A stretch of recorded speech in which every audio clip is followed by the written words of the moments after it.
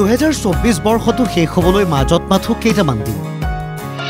বিদায় বৰ্ষটোত ছবিগৃহলৈ আহিল 26খনকৈ অসমীয়া চিনেমা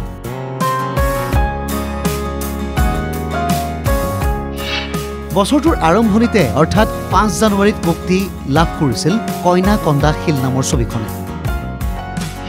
আৰু বছৰটোৰ শেষৰখন চিনেমা হিচাপে মুক্তি পালে দেউকাই এই বছৰ এতিয়া আমাৰ শেষৰখন আছিলে দেউকা তো দেউকাখন 25 নম্বৰ চিনেমা আছিলে তো 25খন চিনেমা আৰম্ভ হৈছিল আমাৰ জানুৱাৰী 5 তাৰিখ 2024ত কইনা কন্দা শিল আৰু শেষৰখন দেউকা 26খনকৈ চিনেমা ছবিগৃহলৈ আহিল কিন্তু সফলতাৰ মুখ দেখিলে মাথো কেইখনমান চিনেমাহে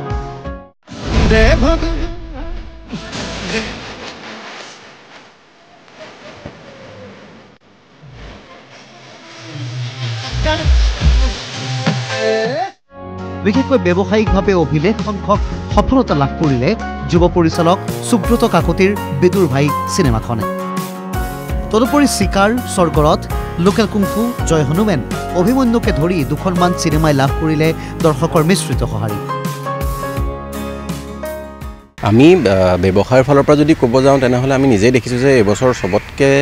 মানে সৰ্বাধিক ব্যৱসায় কৰা চিনেমাখন হ'ল বিদুৰ ভাই তো সেইখন প্ৰায় 12.5 কোটিমান টকাৰ ব্যৱসায় কৰিছে আৰু তাৰ পিছত মানে তেনেকুৱা লেভেললৈকে যোৱা নাই যদিও আমাৰ লোকেল কুম্ফু 3 চিকাৰ বা অভিমন্যু এইখন চিনেমাই এটা লেভেললৈকে ব্যৱসায় কৰিছে কিন্তু সেই ছুপাৰ ডুপাৰ হিট বুলি ক'ব গ'লে আমি বিদুৰ ভাইখনৰ নাম ল'ব লাগিব কিন্তু দুৰ্ভাগ্যজনক কথাটো হ'ল 26খন চিনেমাৰ ভিতৰত 20ৰ পৰা 21খন চিনেমাই মুখ ঠেকেচা খালে ছবিগৃহত অৰ্থাৎ চিনেমা নিৰ্মাণ হৈছে কিন্তু ভাল চিনেমা নাই উল্লেখ্য যে ৰবি শৰ্মা অভিনীত ৰুদ্ৰ বিশ্বজিৎ বৰাৰ বীৰাংগনা সাধনী মানস বৰুৱাৰ পথ উপপথ হিমজ্যোতি তালুকদাৰৰ তাৰিখকে ধৰি কেইখনমান চৰ্চিত চিনেমা ছবিগৃহলৈ অহাৰ কথা আছিল যদিও আগন্তুক বৰ্ষতহে ছবিগৃহলৈ আহিব এইকেইখন চিনেমা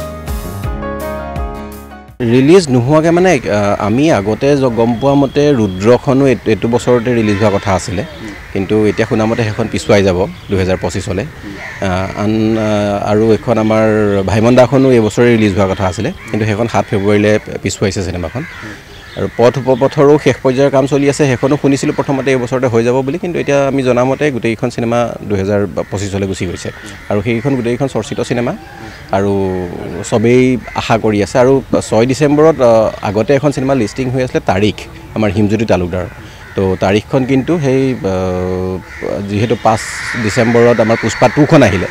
তো ইমান ডাঙৰ চিনেমাৰ লগত তেওঁলোকে ক্লাছ নকৰোঁ বুলি তেওঁলোকে পিছুৱাই দিয়াৰ সিদ্ধান্ত লৈছে তাৰোপৰি বীৰাংগনা সাধনীৰ প্ৰতি মানে দৰ্শকৰ যথেষ্ট আগ্ৰহ আছে এতিয়াও আৰু ৰুদ্ৰখনৰ কথা কোৱাই হৈছে তো এনেকৈ আছে ব্যৱসায়িকভাৱে সফল হ'বলগীয়া চিনেমা 2025ত যথেষ্ট কেইখন আছে ভিডিঅ' জাৰ্নেলিষ্ট সঞ্জয় ৰায়ৰ সহযোগত গুৱাহাটীৰ পৰা বশিষ্ঠ দেৱফুকনৰ ৰিপৰ্ট NKTV+